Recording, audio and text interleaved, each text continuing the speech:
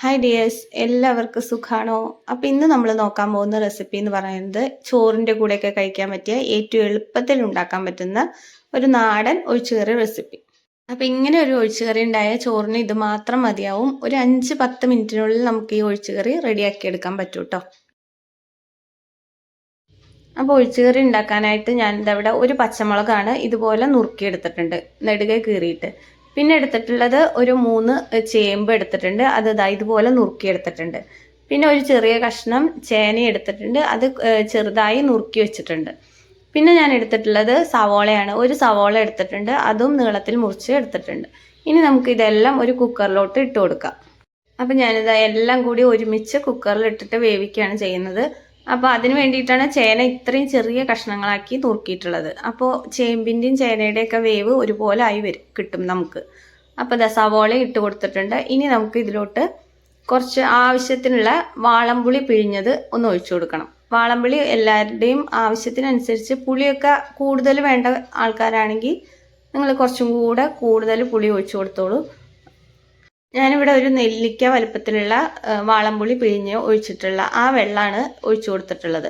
അപ്പോൾ പുളി കുറച്ചും കൂടി കറിയിലൊക്കെ പുളി മുന്നിട്ട് നിൽക്കേണ്ട ആൾക്കാരാണെങ്കിൽ കുറച്ചും കൂടെ പുളി ചേർക്കാവുന്നതാണ് കേട്ടോ.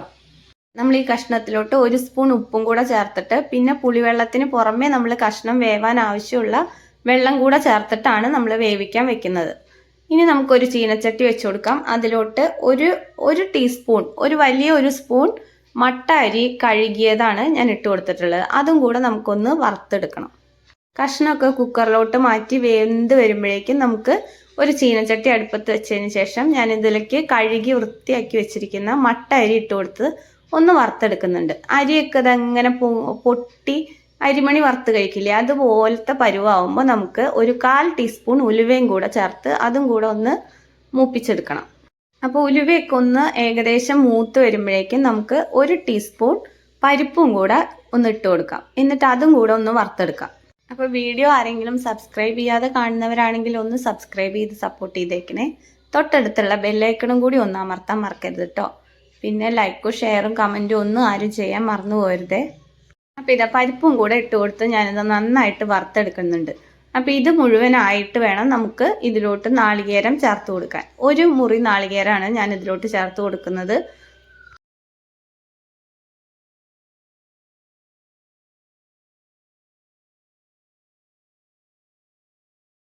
അപ്പം നമ്മുടെ അരിയും പരിപ്പും ഉലുവയും ഒക്കെ ഇവിടെ നന്നായിട്ട് മൂത്ത് വന്നിട്ടുണ്ട്. ഇനി നമുക്ക് ഇതിലോട്ട് 1 മുറി ചിരകി വെച്ചിരിക്കുന്ന നാളികേരം കൂടി ഇട്ടിട്ട് ഒന്ന് വറുത്തെടുക്കാം.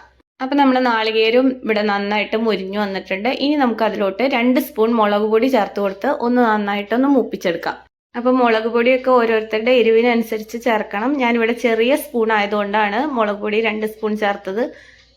ഇനി ഞാൻ അതിലോട്ട് 1 സ്പൂൺ മഞ്ഞൾപ്പൊടി, ഒരു 4-5 സ്പൂൺ മല്ലിപ്പൊടിയും കൂടെ ചേർത്തിട്ട് നന്നായിട്ട് വറുത്തെടുക്കുന്നുണ്ട്. ഇതും പച്ചമണം മാറുന്നത് വരെ നന്നായിട്ട് മൂപ്പിച്ചെടുക്കണം.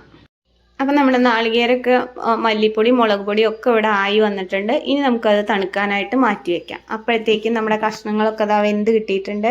ഇനി നമുക്ക് ഒരു കയ്യിൽ വെച്ചിട്ട് ഇതൊന്ന് ചേനയൊക്കെ ഒന്ന് ഉടച്ചു കൊടുക്കാം കേട്ടോ. അപ്പോൾ ഞാൻ ചേനയൊക്കെ ഉടച്ചു കൊടുത്തതിന് ശേഷം നമ്മുടെ നാളികേരം മസാലപ്പൊടികളും എല്ലാം തണുത്ത് വന്നിട്ടുണ്ട്. എന്നിട്ട് ഇത് നമുക്ക് ഒരു മിക്സിയുടെ ജാറിലോട്ട് മാറ്റി കൊടുത്തതിന് ശേഷം നല്ല പേസ്റ്റ് പോലെ അരച്ചെടുത്ത് കൊണ്ടുവന്നിട്ടുണ്ട്.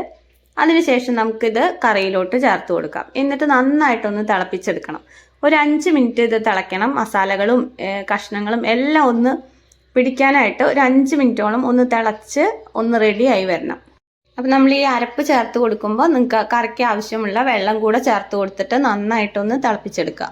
അപ്പം നമ്മുടെ കറിയൊക്കെ ഇവിടെ നന്നായി തിളച്ച് വന്നിട്ടുണ്ട്. ഇനി നമുക്കതിലേക്ക് താളിച്ചിടാം. ശേഷം ഇനി ഒരു ചീനച്ചട്ടി അടുപ്പത്ത് വെച്ച് കൊടുത്തിട്ടുണ്ട്. ഇനി അതിലോട്ട് നമുക്ക് വെളിച്ചെണ്ണ ഒഴിച്ചു കൊടുക്കാം. നാടൻ കറികളിലൊക്കെ എപ്പോഴും താളിക്കുന്നതിന് നമുക്ക് വെളിച്ചെണ്ണ ഒഴിച്ചു കൊടുക്കുന്നതാണ് ഏറ്റവും നല്ലത്. അപ്പോൾ 2 സ്പൂൺ കടുകും കൂടെ ഇട്ട് കൊടുത്തിട്ടുണ്ട്. കടുക് ഒന്ന് പൊട്ടി വരുമ്പോഴേക്കും നമുക്ക് ഒരു 2 വറ്റൽമുളകും കൂടെ പൊട്ടിച്ചിടാം.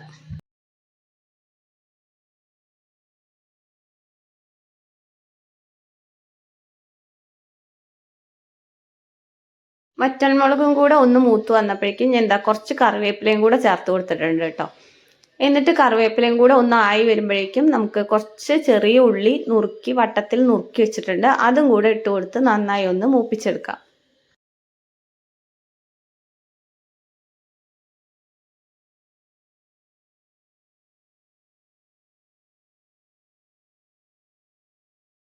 അപ്പം നമ്മൾ ഇട്ട് കൊടുത്ത ചെറിയ ഉള്ളിയും കൂടെ നന്നായിട്ട് മൂത്ത് വന്നിട്ടുണ്ട്, ബ്രൗൺ നിറമായിട്ടുണ്ട്. ഇനി അതിലോട്ട് ഞാൻ ഇട്ട് കൊടുക്കുന്നത് ഒരു 1/2 സ്പൂണോളം സാമ്പാർ പൊടിയാണ്. സാമ്പാർ പൊടി തീ ഓഫ് ചെയ്തതിന് ശേഷം ഇട്ട് കൊടുക്കുക. എന്നിട്ട് നന്നായിട്ടൊന്ന് ഇളക്കി കൊടുക്കുക. അപ്പോൾ അത് മൂത്ത് വന്നോളും.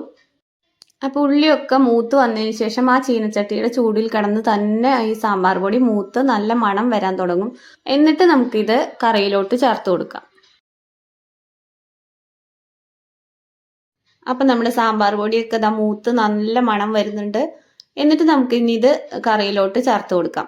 അപ്പം ചേനയും ചേമ്പും ഒക്കെ വെച്ചിട്ടുള്ള വളരെ എളുപ്പത്തിൽ ഉണ്ടാക്കാൻ പറ്റുന്ന നമ്മുടെ ഒരു അടിപൊളി ഒഴിച്ചുകറി ഇവിടെ റെഡി ആയിട്ടുണ്ട്. എല്ലാവരും ഉണ്ടാക്കി നോക്കി ഒന്ന് അഭിപ്രായം പറയണേ. അപ്പം ഇന്നത്തെ വീഡിയോ ഇത്രയേ ഉള്ളൂ. വീഡിയോ ഇഷ്ടപ്പെട്ടാൽ എല്ലാവരും ലൈക്കും ഷെയറും സബ്സ്ക്രൈബും കമൻറ്റും ഒക്കെ ചെയ്ത് ഒന്ന് സപ്പോർട്ട് ചെയ്തേക്കണേ. വീണ്ടും അടുത്ത വീഡിയോയിൽ കാണാം. താങ്ക്